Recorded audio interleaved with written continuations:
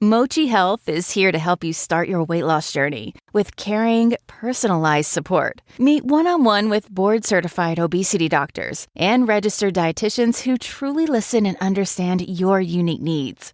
Eligible patients can access affordable GLP-1 medications delivered right to their door each month. No insurance? No problem. Mochi Health accepts FSA and HSA, making care accessible and affordable. And with 24/7 customer service, you'll never feel alone on your path to better health. Get started with Mochi Health today. Take the free quiz at joinmochi.com and use code AUDIO40 at checkout for $40 off your first month of membership. That's joinmochi.com with promo code AUDIO40. If you're looking to streamline your audio advertising buys and maximize your revenue, look no further than Triton Digital's programmatic audio advertising exchange, A2X. The private exchange consists of only licensed broadcasters and top-tier internet radio publishers, assuring the quality inventory and brand safety you can trust. Visit www.tritondigital.com to learn more.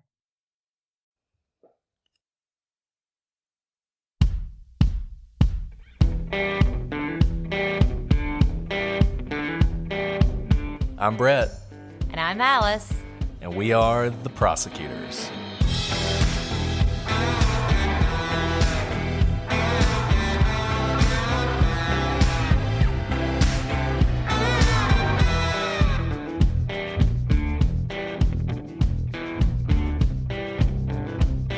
Today on the Prosecutors, we follow up on our previous episodes, answer your questions, and read your emails.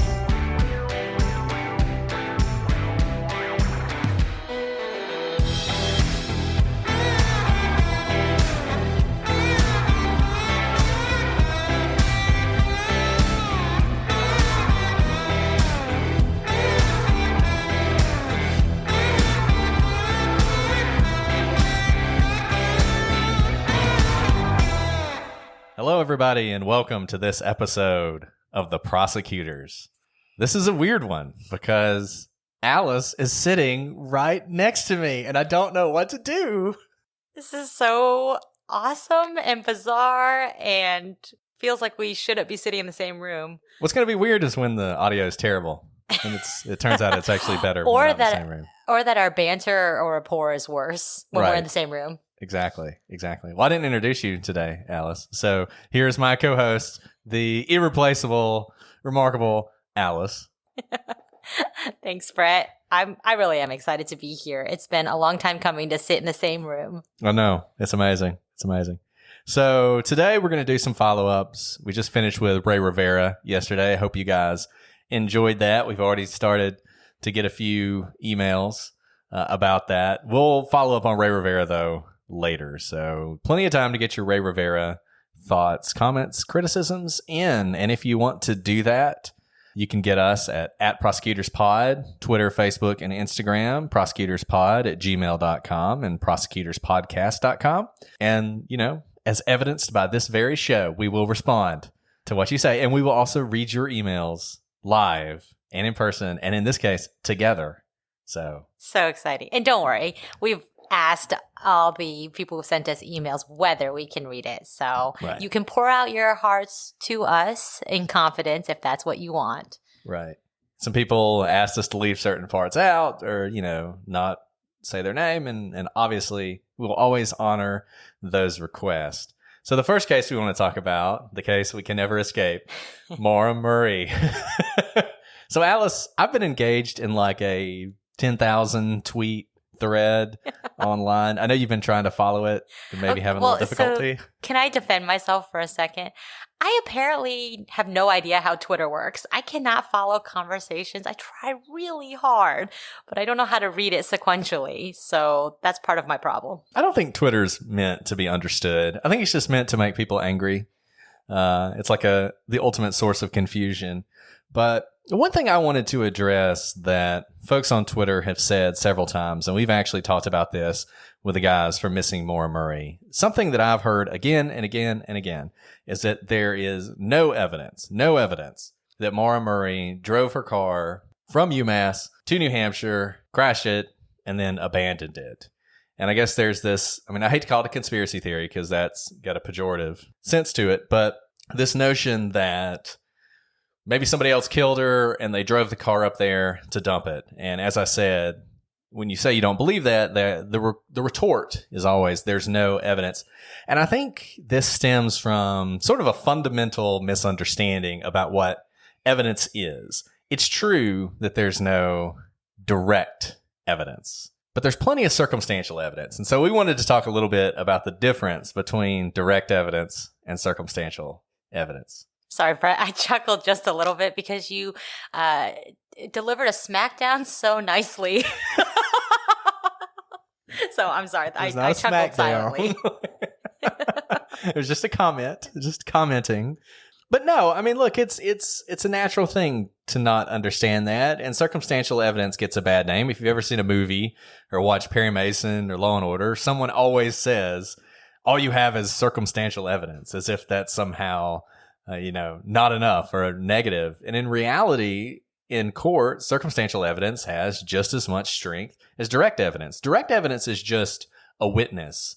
If somebody can get on the stand and say, I saw X kill Y, that's direct evidence. But if you don't have that, but you have a gun with X's fingerprints on it, and you tested his hands and it had gunpowder residue, and you have someone else who says, this might be a little bit direct. Well, it's not really. Who says, he said, I hate Y and I'm going to kill him. I'm going to go shoot him. That's all circumstantial evidence that puts that person at the scene murdering Y. And on the basis of that, you can convict somebody. And I think one of the best examples I've heard of what circumstantial evidence is, imagine you're sitting in the lobby of a building and you can't see what's going on outside. And the door opens and somebody walks in and they're wearing a waterproof jacket and they're soaking wet and they're shaking out an umbrella. What is happening outside? It's raining. It's raining. And all of you just said that to your radios. But if this were a true crime discussion, someone would say, how do you know it was raining? Did someone see it raining? Do you have video of it raining? And that's the kind of thing you have with Maura Murray, because there's no video of Maura on the side of that road. And other than Butch Atwood, there's no one who can put her there. And Butch didn't know her, so he can't identify her.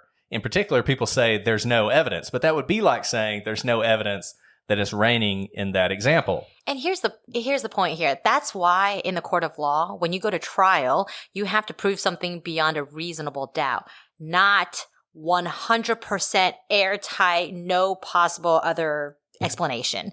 And that's because in real life, you don't often have direct evidence of every single point that you're trying to prove.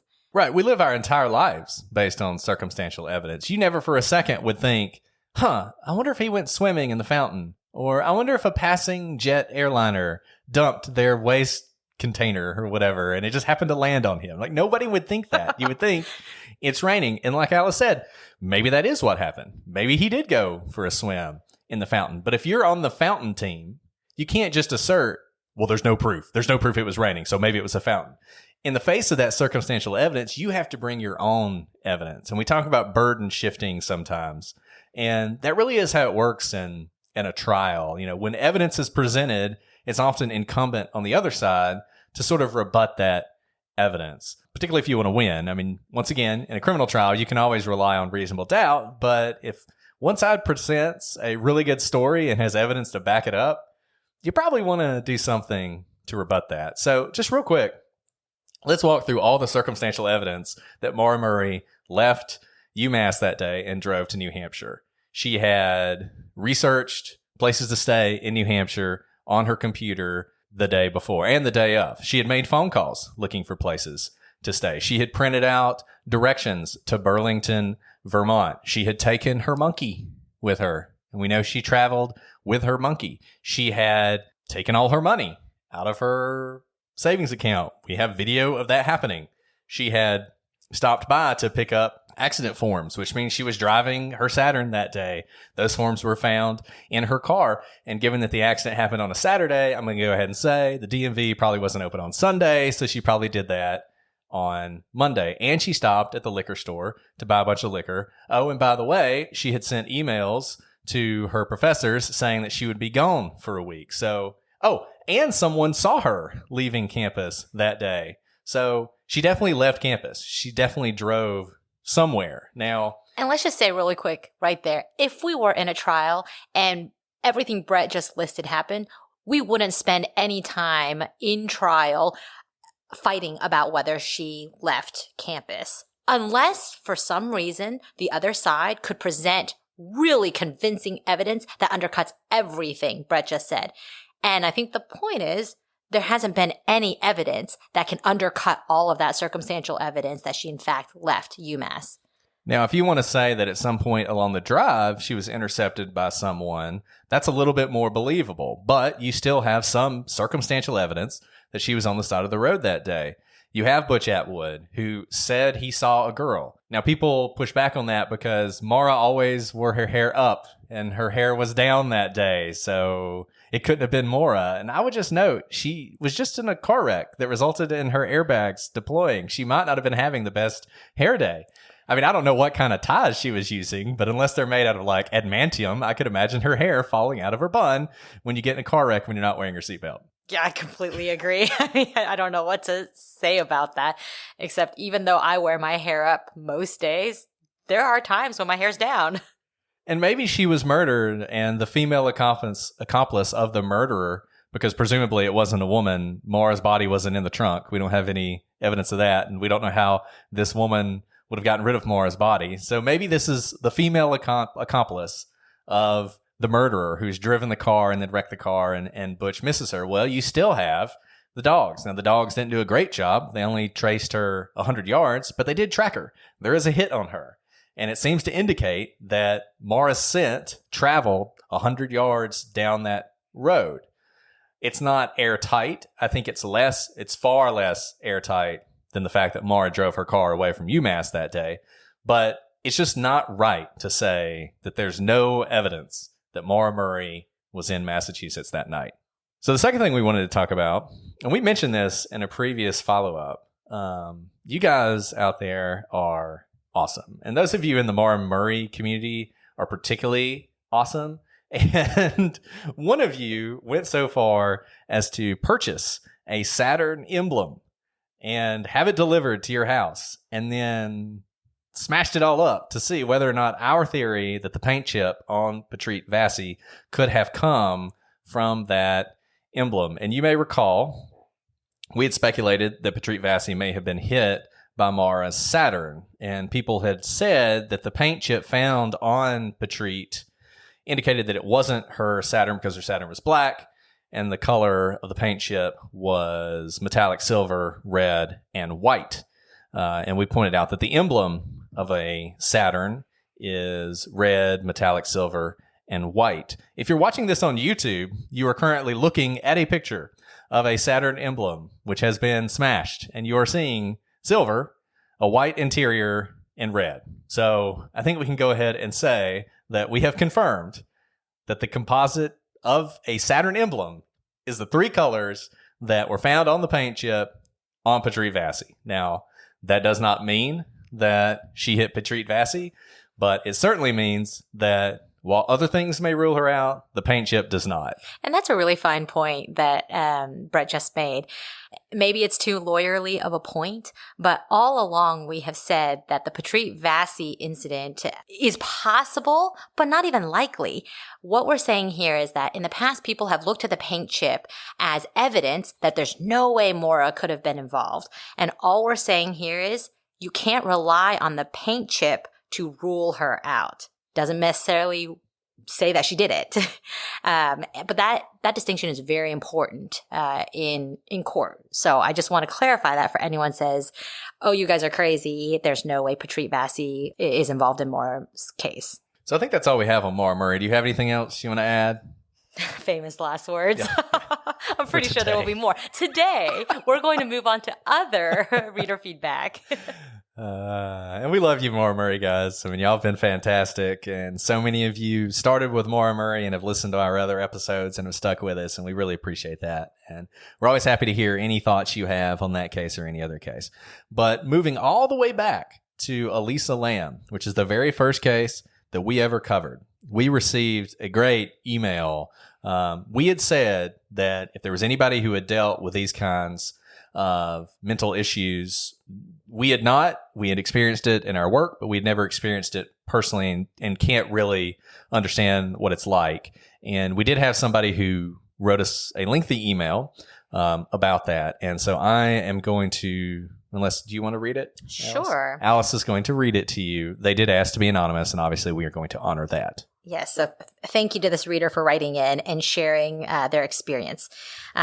This person writes, "Hey there. I just started listening to your podcast and am already a huge fan. Thank you so much. I wanted to reach out to y'all and share my thoughts on the Elisa Lam case. In the second episode, Brett asked if there was anyone who has bipolar disorder who is willing to reach out and give their perspective on Elisa's behavior, specifically her actions in the elevator.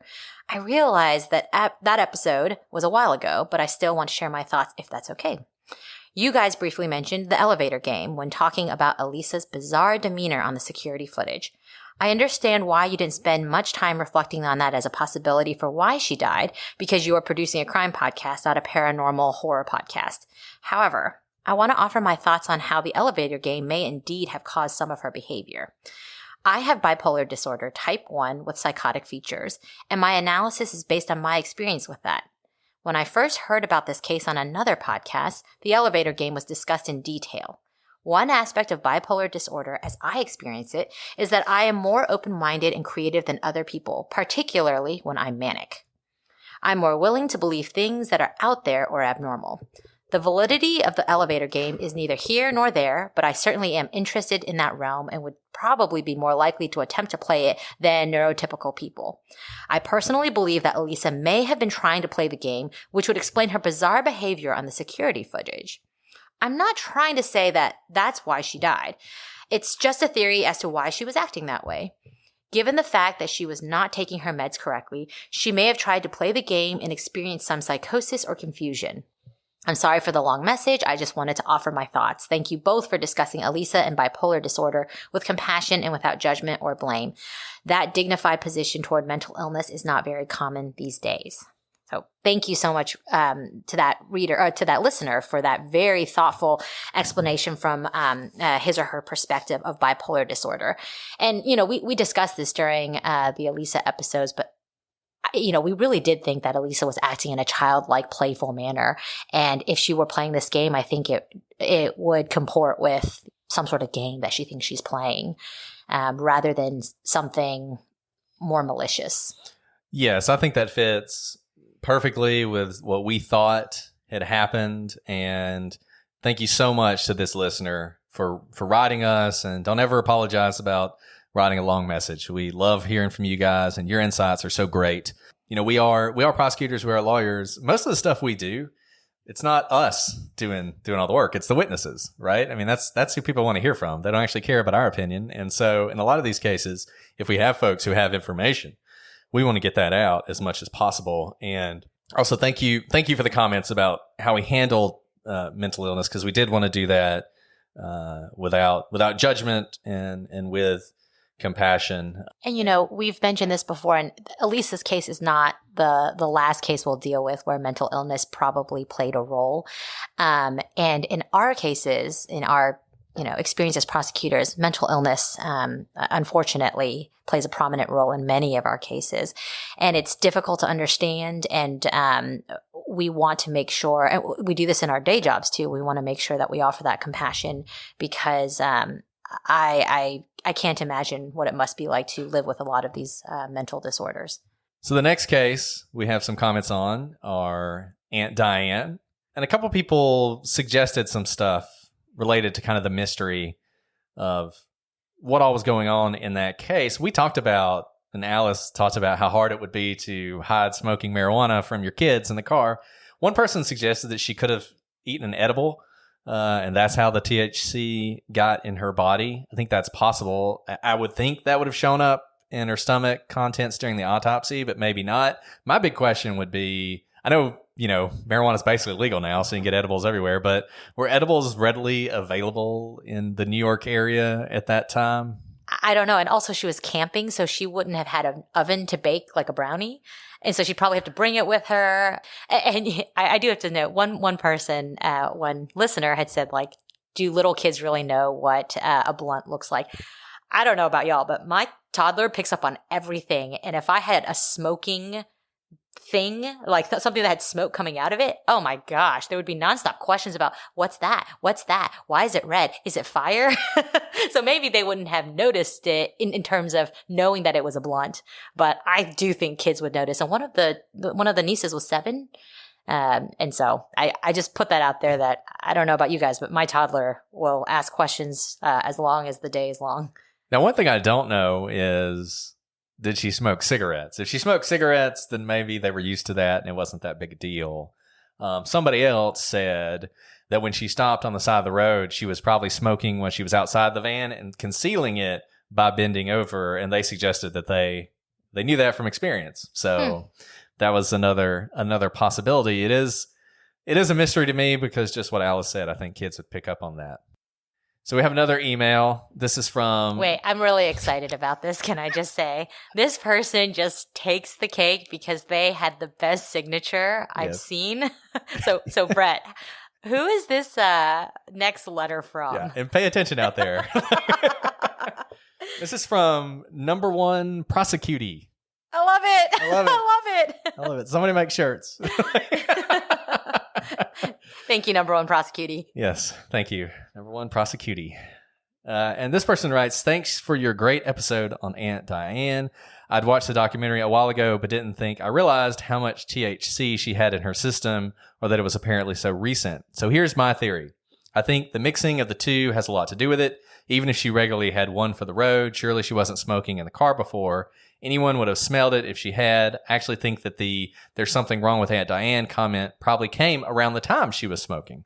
I mean, I've been around people who were smoking pot before. Smoking it looks weird, not like a cigarette, which I guess that just contradicts what I just said. And it stinks bad. Just imagine what an 8-year-old would think if her aunt lit up a joint behind the wheel of the car and she's acting weird to boot.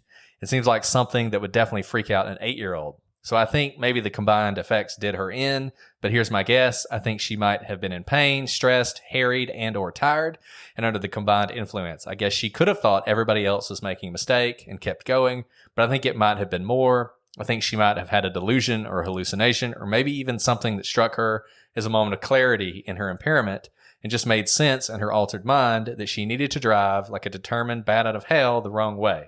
You all talked about how it didn't seem like she was out of control, swerving, but rather she was driving competently with purpose. That's why I think it was a hallucination or delusion owing to her intoxication. Something was driving her to do it. Kind of like Brett's theory about Elisa Lam, that everything she did that led to her getting into the water tower made perfect sense to her at the time. We may never know exactly what logic reigned at that moment. Here, not because of mental illness or pharmacological side effects, but rather intoxication, but it did. So that's my theory. Keep it up with a great podcast. Do the staircase. Can't wait to hear what you have to say about those jokers at the trial. Who is she referring to? I don't know who she's referring to. We crack ourselves up way too much. Oh, we do. But I just got to tell you, number 1 prosecutee, you're going to be excited about next week's episodes. All right. Yeah, I'm excited about next week's episode. Who else might be? Who might we be covering that day? Anyways, sorry. Never apologize for a fantastic pun. I know you love puns. Prosecutee. That's the best pun of all time. That's amazing. Oh, gosh. Sorry. No. That I think, I like that theory a lot. I think it jives with kind of what we discussed in the episode. And, especially the comment about lighting up the blunt at the same time that the niece is making the comments, there's something wrong with Aunt Diane, makes a lot of sense too. Right. Maybe she may not know what exactly is wrong, but she hasn't seen something like a blunt being lit up in the car. And that goes along with what you were just saying. So I think that does make a lot of sense. I'm right sometimes, Brett. Do you want to read from Michelle, our prosecutor from New York? All right. So what is really fun, I will say, is hearing from other prosecutors and other attorneys. So thank you all, attorneys out there who have been listening to us and sending us really encouraging emails. We'd like to read one from Michelle, who is a prosecutor from New York. She writes, on a more serious note, this was something I learned from my former unit chief of vehicular crimes in the city that has always stuck with me, and I love sharing it. He got us into the practice of saying collision in place of accident, whether it be in conversation with him, in court, in motion papers, in plea memos, etc. The term accident implies no fault. So he trained us to say collision to describe a wreck because it was a more neutral term that lent itself to an understanding that further investigation was needed. I'll stop there for a second. I think that's a great point. That is a great point. Yeah, thank you, Michelle, for pointing out how terms can really affect people's thinking of a situation. The Schuler collision occurred in an area that my boyfriend and I are familiar with, from driving upstate to go hiking. There was another case similar yet very different than this that occurred on Long Island on July 2nd, 2005. Martin Hedgen had been drinking all day. He left a friend's party at 2 a.m. without anyone noticing, got into his car, and eventually made his way to the Meadowbrook Parkway, driving the wrong direction on the 3-lane curvy parkway until he collided with a limo carrying a family returning from a wedding reception. The driver and a 7-year-old flower girl were killed on impact. The remaining adults in the limo were seriously injured. The issue on appeal was whether the defendant was too intoxicated to afford the proper mens rea is state of mind, to sustain a verdict of murder in the second under a depraved indifference theory. This argument was hotly debated in New York at the time, as the 4 different appellate divisions in the state were at odds over what constituted depraved indifference under New York law. The Hedgen case, along with the 2 other cases heard on appeal, finally appeared to put that argument to rest when the Court of Appeals, which is the highest court in New York, upheld the verdict and the lower court's ruling that Hedgen had indeed been able to formulate the culpable mental state to continue driving on the parkway. This piece of evidence was the clincher. The limo he crashed into it had a camera, which showed that moments before the crash, as Stanley, the driver, tried to move the limo out of the path of Hedgen's car, one could see the headlights of the car staying with the limo and moving with the limo, keeping the limo in its path. Additionally, other witnesses testified that Hedgen was driving approximately 70 to 80 miles per hour. He never hit the brakes and never slowed down during his wrong-way drive.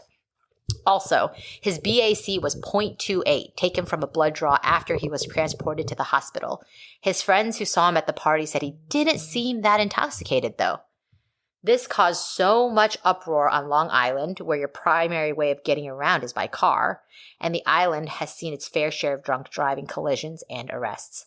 Hedgen is still incarcerated, and in my opinion, rightfully so.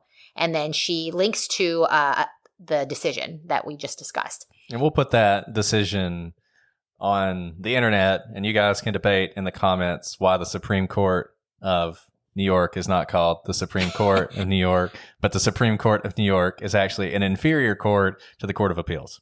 It's just to confuse us. And they're not the only state that does this, by the way. So Michelle goes on to say, lastly, I wanted to touch on something that Alice said near the end of the episode. Being a female prosecutor in what is still considered a male-dominated profession is still a challenge, even in 2020. Even at my last job where the male-female ratio was almost equal in numbers, there's still this old-fashioned sexism that runs through the bar where certain older male attorneys think that it's okay to call me sweetie, honey, or by my first name. Parentheses, we're not friends, and you can call me an ADA. Take papers off my table in court without asking, or try to bully me into plea deals or other nonsense. Unfortunately for the bullies, I spent 10 plus years working in the city, spending time in police precincts and detective squads, and I do not have time for bullshit. It happens less often since I left New York City for a job at the Suffolk District Attorney's Office on Long Island. If you've ever heard of, is it Gilgo? Gilgo Beach. Gilgo Beach, then you know my jurisdiction. But still, I feel that pressure to work harder and be better than some of my older male counterparts, or at least have my guard up. That being said, I work on long-term financial investigations and money laundering cases now, so my time is spent more in my office and working with my chief than in court. And I am so fortunate to be working for an amazing group of attorneys in Suffolk County. Michelle, thank you for writing about so much of your experience with this Diane Schuler case, and also your ending comment about some of the sexism that we still see in the prosecutor world. And thank you for sharing your experience. Maybe someone else out there and they're going through the same thing, and your encouragement is what they needed to hear today. And I have to say, Michelle, your experience is consistent with mine. I don't go looking for sexism, but certainly I've been called sweetie in court. I've never heard a male prosecutor be called a sweetie. Although I'm now going to call Brett a prosecutie, so there's that. Yeah, so thank you for sharing your experience. And Michelle, if we ever do the Long Island serial killer, we'll have you on. That may be a violation of your confidentiality agreements with your office, but everybody's going to want to know if you have any information on what was going on Go-Go Beach back when that killer was active. But yeah, thank you. And we actually have another email from Michelle later on that we'll talk about. I love your thoughts, Michelle, by the way. So thank you. Yeah, Michelle's awesome. She is. Yeah. Probably way better prosecutor than we are. Probably. Don't tell her. Don't tell her office. I'll cut that out. Brian Shaffer. So one person doesn't like that we always consider aliens at the beginning of our missing person cases. I think they felt like maybe we were trivializing these disappearances and these tragedies. And I totally understand that. I just got to say, we get depressed in these cases. I don't know if y'all noticed. By the end of some of these, we're like really kind of Eeyoring through. So we gotta kind of interject a little bit of humor. I mean, this is not a comedy true crime podcast. I always think it's weird that they're a comedy true crime podcast, though they're great. You know, a lot of people really love those. But just interjecting a little humor. Also, not only the humor part. I think partly the reason we bring up UFOs and aliens is when we're saying, like, we have no idea what happened. Anything could happen. And that's just kind of a placeholder for the absolute unknown to us. And so we're not trying to trivialize these cases because, we do spend a lot of time researching these cases and talking about these cases before we ever record. And, these are real people to us, just as they are, in fact. Real people, real lives are involved. So if you think that we're trivializing, we apologize, but that is not our intent whatsoever.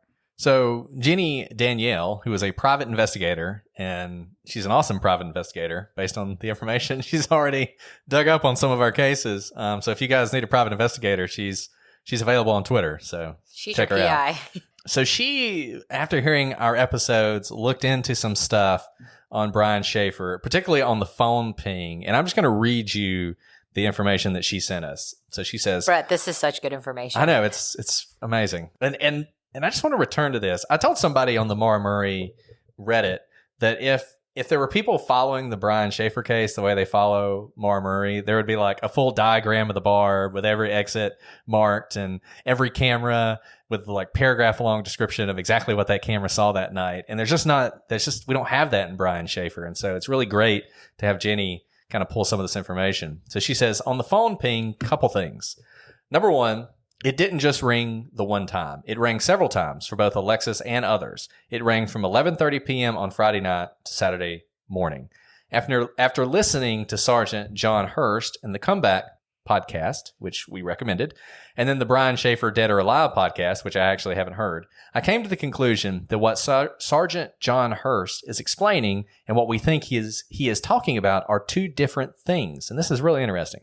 How he describes pinging the phone lines or the phone lines up with how law enforcement would do a real-time ping on a phone. I think technically on a phone without GPS, it would be called call triangulating, but it's the same thing essentially. A real-time ping can be sent out by law enforcement or the carrier in exigent circumstances like a missing person case. The laws are much more strict on this now than they were back in 2006, and that's definitely true. So Alexis calling law enforcement to say the phone is ringing and multiple people heard the phone ring would most likely trigger either law enforcement to get permission from Singular to do the pings / triangulation or to do it on their own.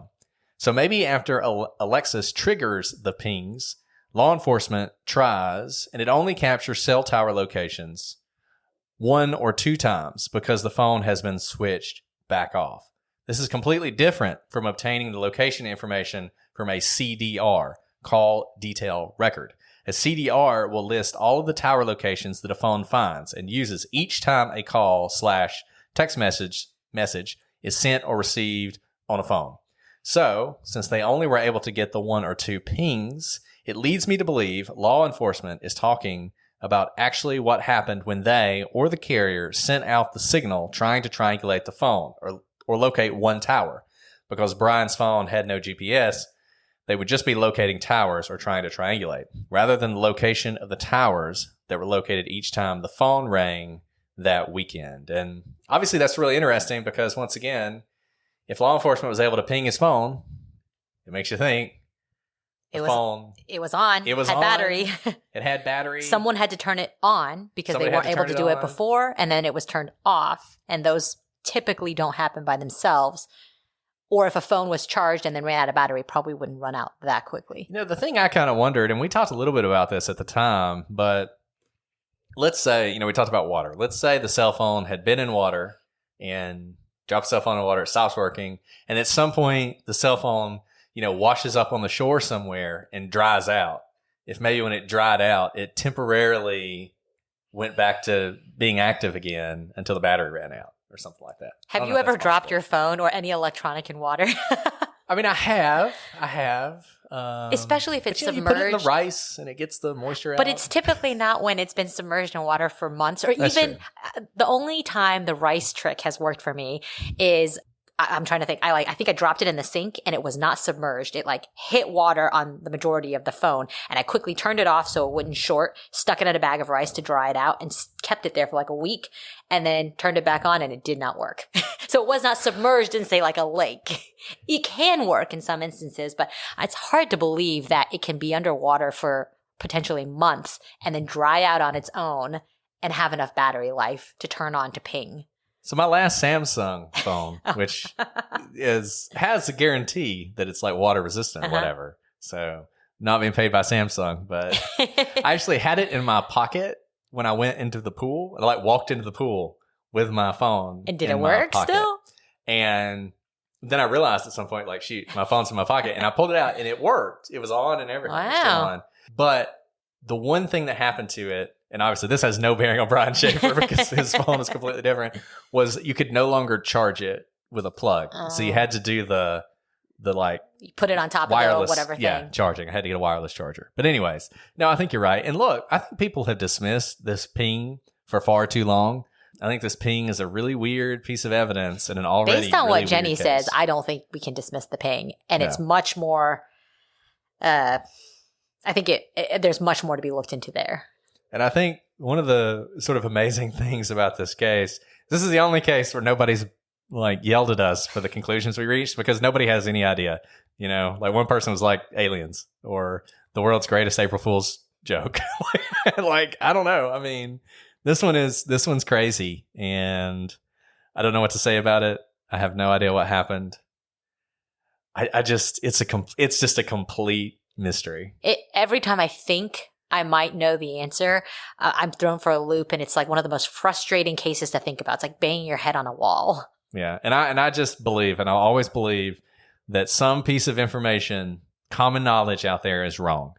And I just wish I knew which piece of information that was. But hopefully one day we'll find out what happened to Brian Shaffer. And Michelle has an email about Brian. So do you want to read Michelle's Yeah, sure. I'll email read about at least Brian? half of it because, Michelle, you just have some wonderful thoughts on this. So she writes about the Brian episode. Excellent episode on Brian's story. As soon as you guys said back room, I immediately thought of Twin Peaks, the Black Lodge, which Dr. Shiloh of LA Not So Confidential podcast and Lance from Missing Maura Murray and I are obsessed with. But I never thought of Alice's theory, parentheses, trapped in the wall, until she brought it up on the episode, and I found it fascinating. Broadly speaking, I don't think Brian is alive, and I don't think he was murdered. I believe his disappearance was the product of a series of unfortunate events.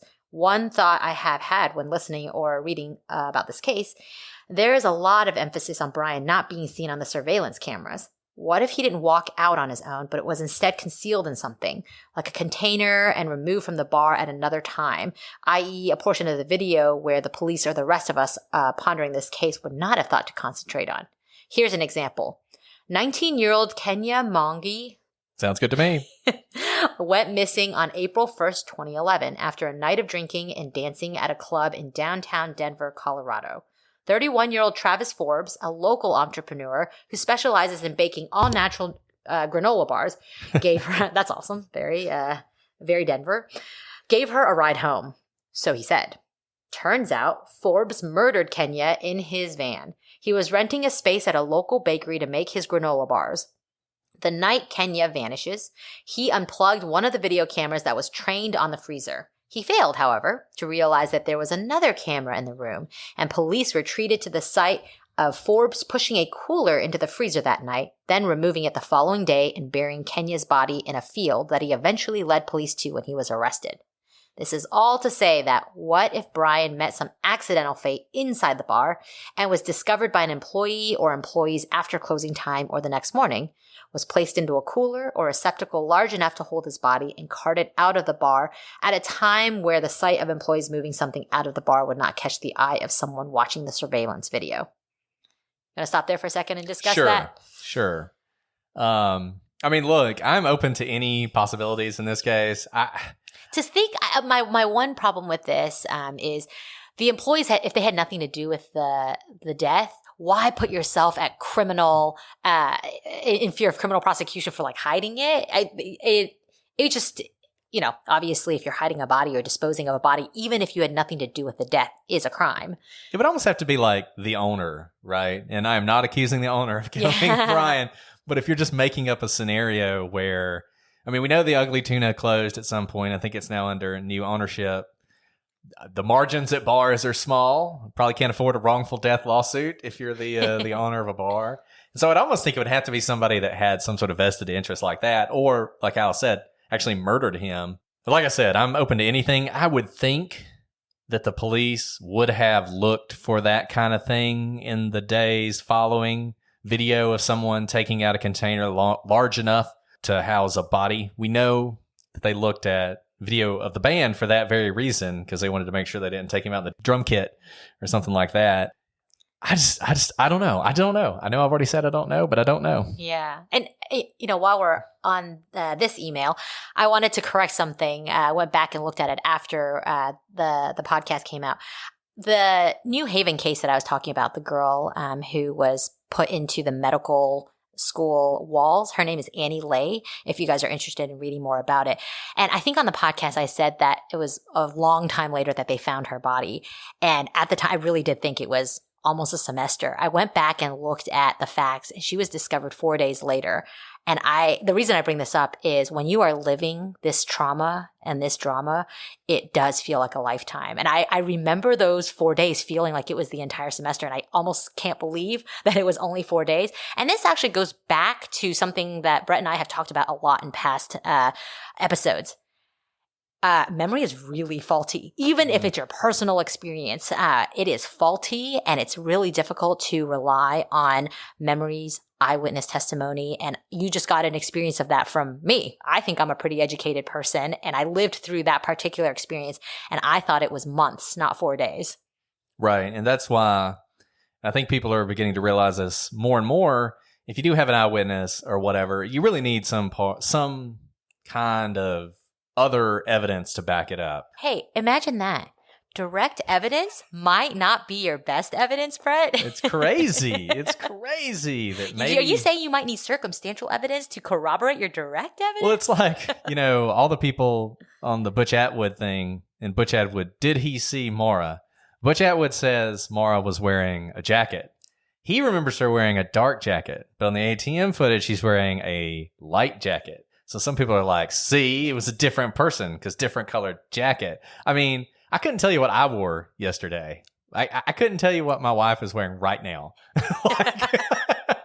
So you better hope she doesn't go missing and you have to describe her to the police. Exactly. But I only brought that up because I think that I'm above that kind of misremembering of things. And I was just shocked myself at how off I was. Yeah. And then I love the next part of Michelle. Yeah, why don't you read the email? Because I feel the same way about this. She says, now for the asshole elephant in the room, the smiley face killer. It pains me that this disgusting predatory theory came out of my home state and city where I used to work. It's not real, and frankly, it makes me so effing angry, censored that for the kids, that it even exists because it gives families of the missing and deceased this false hope that something other than an accident, nature, or fate led to the deaths or disappearances of their loved ones. It's cruel and predatory and not real, and I despise it with every bone in my being. Those are some very strong feelings, Michelle, on the smiley face killer. I agree. I think the smiley face killer is a ridiculous theory. We kind of touched on that a little bit. And it's even worse than what Michelle says, because sometimes these people actually were murdered, but it takes investigation off potential murderers to this imaginary cult of killers who love smiley faces. Yeah, no, thank you for sharing that that commentary, Michelle, and I agree.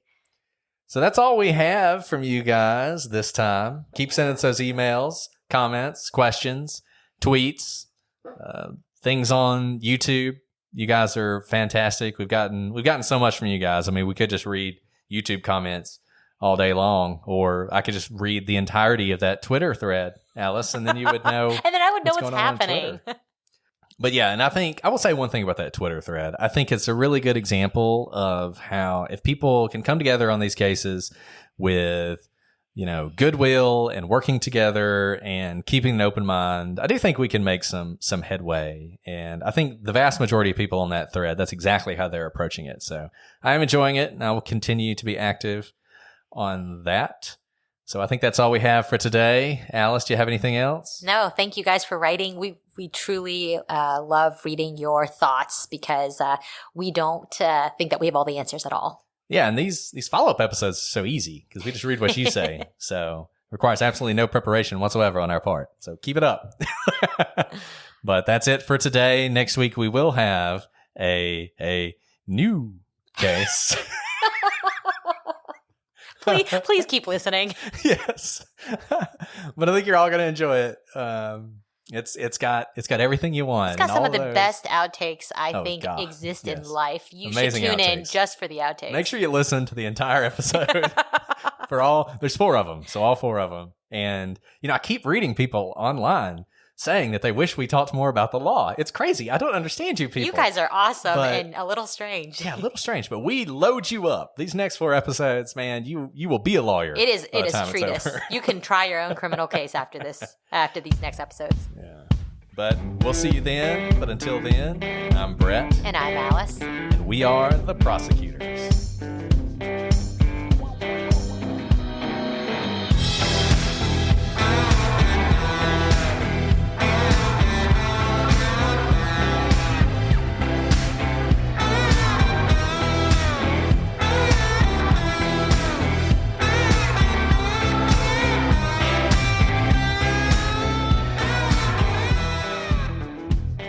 Speak normally. This is my normal voice. How is it in terms of the volume? A little bit louder. A little louder. That was too loud. I'll talk louder, maybe a little less loud. That's perfect. Do it like that. Okay, I'm going to talk like this. That's perfect. If you talk like that, we'll be great. No pressure. No pressure. No pressure. Don't worry about it. Just ignore the little green lines. I'm ignoring it.